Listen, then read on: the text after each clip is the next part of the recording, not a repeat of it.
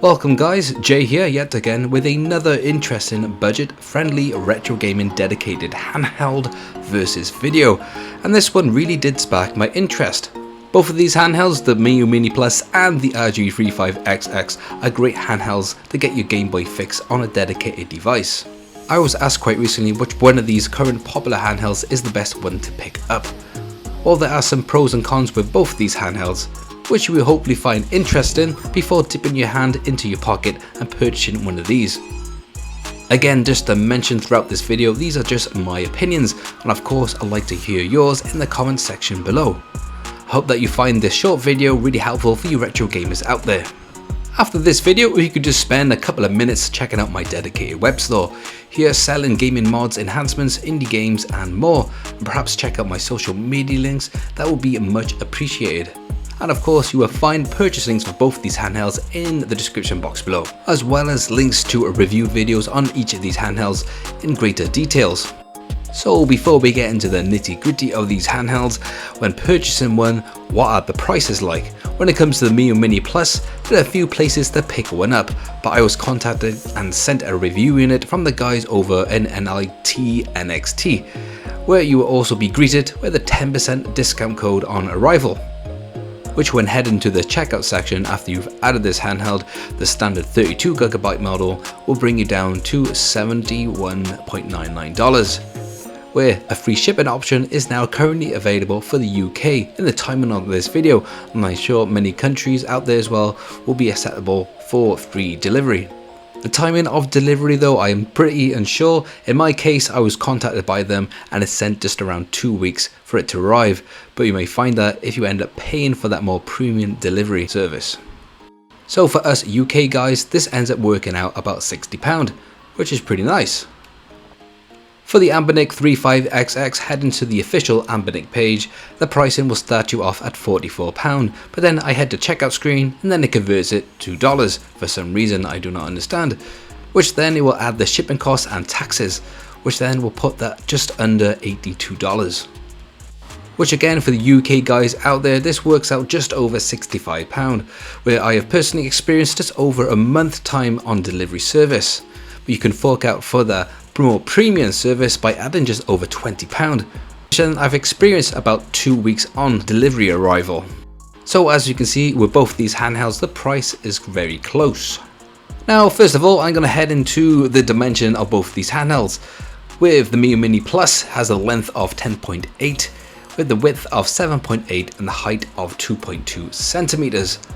The RG35xx has a taller 11.7, just shy of 2.2 on the width, but a slightly lower height from the surface of just 2.0 centimeters. Again, there is not all that much into it when it comes to the size differences. Both of them are very pocket friendly and will do the job just fine. When it comes to the weight of these handhelds, the Miyoo is weighing in around 169 grams, with the RG35xx coming in slightly heavier at 182 grams. That extra weight for me for the RG35xx does come across more of a slightly better built quality pairing it to the Miyoo. It just feels that extra sturdy for me personally. One big strength which has a 1-up is the Miyoo Mini Plus back trigger buttons, which have a slightly raised R2 and L2 button, making it more easier to differentiate between the L2 and R2. Just more of a practical design than the RG35xx flat L2 and R2 buttons. They are all micro switched, but the Miyoo does have less travel, giving it more of a smooth, more easier to trigger feel. Towards the front facing buttons, the D-pad and the main 4 buttons are built the same on both of these handhelds. The 4 buttons on both of these do have a gloss finish, which I do prefer on any handhelds. The RG35xx, I would say, does have a slight 1mm bigger on these 4 buttons. I do prefer bigger buttons that resemble more like original controller. All the Miyoo buttons do have a shorter travel though, and the menu and the start button has even more. The D-pad on the Miyoo has really grown on me since I've been putting more time to this, but the Anbernic still has that awesome D-pad. But I would say that the Miyoo Mini does take the win on the D-pad built. When putting these handhelds side by side, you will notice that the RG35 buttons are still slightly more raised. There's nothing much really into it though. The volume buttons are very smooth when it comes to the Miyoo on the side of the device, and they're built differently to the other buttons on this handheld. There's no rubber membrane here. Now this does come across more of a premium feel when comparing it to the very clicky sounding RG35xx volume buttons. The power button on the Miyoo is built just like the volume button with a very smooth feel, but the RG35X has that clicky style again, but an extra additional reset button. All in all, I would say that the Miyoo buttons are built just ever so slightly better and does take the win in this round. Even though this is a little touch, I did prefer the Miyoo Mini Plus packaging design, which is something a little bit different, especially when you compare it to Anbernic, who always seem to be sticking with that plain design with that white background and that simple picture, making almost every Anbernic unboxing the same experience. Now, for one big factor when it comes to handheld gaming is of course the screen quality. Both of these screens do have an IPS 3.5 inch with a resolution of 640 by 480, which is great for these type of games that you'll be playing on this device. The RG though does have a clear win and an advantage with the viewing angles, the brightness levels and color, white and black corrections. I do hope that this really does come across in the video, as in real life this is more prominent. But it's not to say that the Miyoo screen is bad to use at all, it still does the job really well. But when you remember the entry level of the Miyoo Mini, when that first came out, it did have complaints with the build quality of the screen, having some dead pixels for some customers, that did cause some serious problems. That again are now applied to this Plus, as you can see now running this game. This could only be fixed with screen adjustment or a replacement, which I'm not a fan of at all. Also, with the bad reputation of screen replacements in the past, I don't feel like there is hardly any hope of getting this fixed. And now here is a quick example of comparing the sound quality.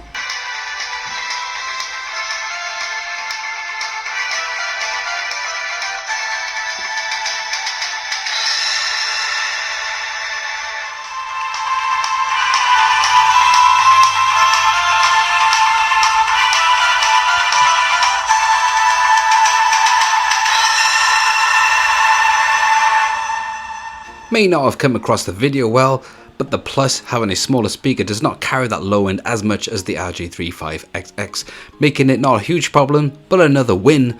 Now, not to go into too much detail, but let's do a comparison with the OS's. But both of these have been modded with the recommended alternative OS, as both of these pre-built OS that comes with it are just not that great at all. But if you'd like to know how to get these installed in both of these handhelds, then there will be a video link in the description box below if you want to check that out. Garlic OS on the RG does give you an extra second to boot up.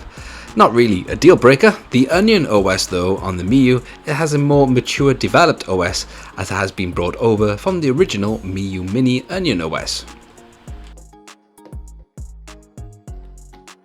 With this extra screen settings you can play around with in the apps menu, as well with the theme switcher with plenty of tweaks to play around, so you can set this up to your own personal needs.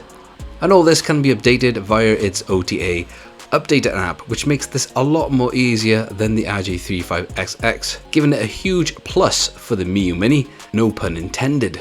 You could also give content online sharing a go and also online gaming. But for me personally, I've never really had any luck to get this sorted, or any drive to do so.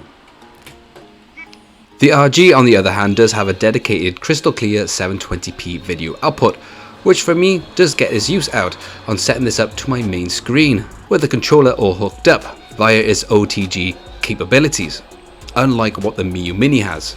This does give a pretty big advantage now with the RG having a video output cable. I just wish it just had Wi-Fi built in as well, because I really do enjoy getting those retro chivos.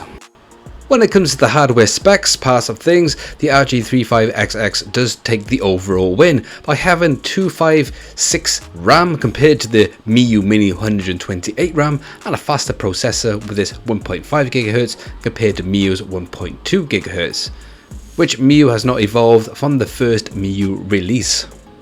The RG does have an extra SD card slot, so that potentially gives you double the amount of space available than the Miyoo if you want to go down that route.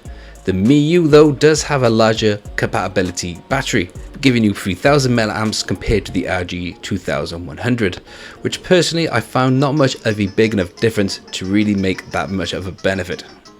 I have noticed quite recently that people are getting around to upgrading the RG battery to a 3500 milliamps, which is pretty cool, something I might look into in the near future. Now when it comes to one of the main features of a dedicated retro gaming handheld, they both do run up to PlayStation 1 consoles very well. Well, as they should do. The RG does not have that extra boost, considering that it does have that extra specs to really handle any other dedicated handheld beyond the PlayStation 1. But having higher specs, I do believe the RG will have a more of an interest in future of getting more compatible titles to be released and getting ported over by the modded community. Overall, the strength of the Miyoo Mini Plus is that purple design. It just pops out so much better than that of the RG, just a personal preference of mine. The D-pad is ever so slightly better than that of the RG, and the plastic that they've used to build this does have a more of a smoother, more comfortable finish, and those L2 and R2 buttons are raised and just feel better placed. And of course, that built-in Wi-Fi is a huge plus. On the other hand, the RG does have that better screen, a better speaker, and is built ever so slightly bigger that I personally find it more comfortable. It does have that extra SD card slot, and one of my personal favourites, a video output. And to take in consideration Miyoo's past with the shortages of the handheld as well as screen replacements, and experience the same problem again, overall I do believe that the RG35xx does take the win. So as always, thanks for watching, and if you liked it, hit that button. If you want to support, click subscribe, leave a comments below, and I'll catch you lot on my next video.